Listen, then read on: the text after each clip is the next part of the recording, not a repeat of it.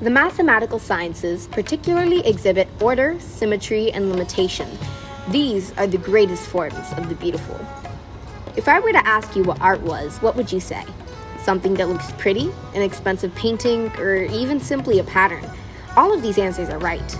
But if I were to ask a mathematician the same question about math, they would all give the same answer: math. However, it could also be that pretty drawing or that expensive painting, because all art comes down to patterns. Patterns of lines and curves, patterns of graphs, patterns of math.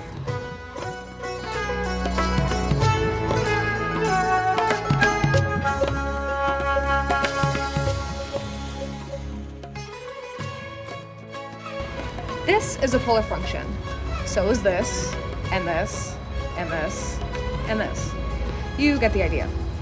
You can imagine them like a rectangular function wrapped into a circle.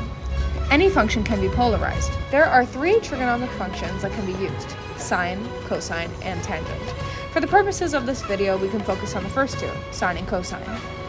With only these 2 functions, you can create a multitude of patterns, shapes, and images. We start off with this. If we add theta, we get a circle.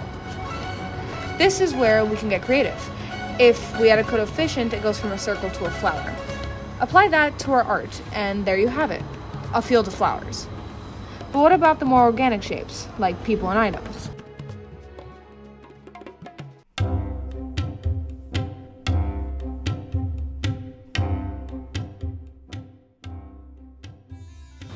Years ago, a high school teacher made an equation, a monster of an equation too, but when it's graphed, back in 2011, one of his students, I love your mom on Reddit, posted this equation for the general public. However, anything can be made into a graph, not just the Batman logo. If you want to move up a line, most equations simply require you to add to the right-hand side. If you want a curve, square the x. There are hundreds of ways for you to bend and twist the line into whatever you need. So, we know how to make art within polar functions, but we can go even further. The layout of an art piece, the composition.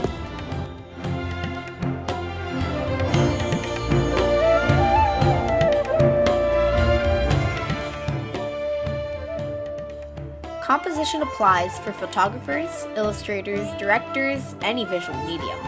It's a way to describe how visual components of an artwork are arranged.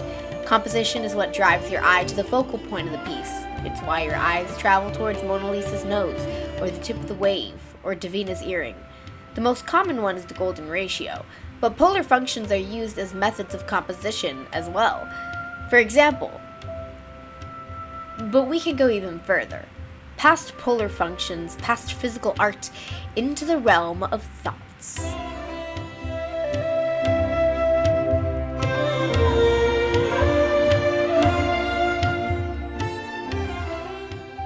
When it comes to thoughts, think of the painting you want to draw.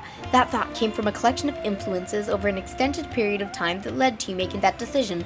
The amount of pull these influences can have on your art can be calculated, and even further, there is no such thing as purely original thought, just like there is no such thing as true random. There is something that has been mathematically proven that there is no way for anything to be original. Even further, your brain is firing neurons, and those neurons fire thoughts or release the illusion of thought into your consciousness. It's insane the amount of things that have to work for you to have seemingly original thought, but I digress. The neurons are firing due to science, which is only due to math. Math is behind everything. Science is math. Life is math. There are no original thoughts. You are the collection of everything that rests before you and everything that lies ahead. Everything is predetermined. The world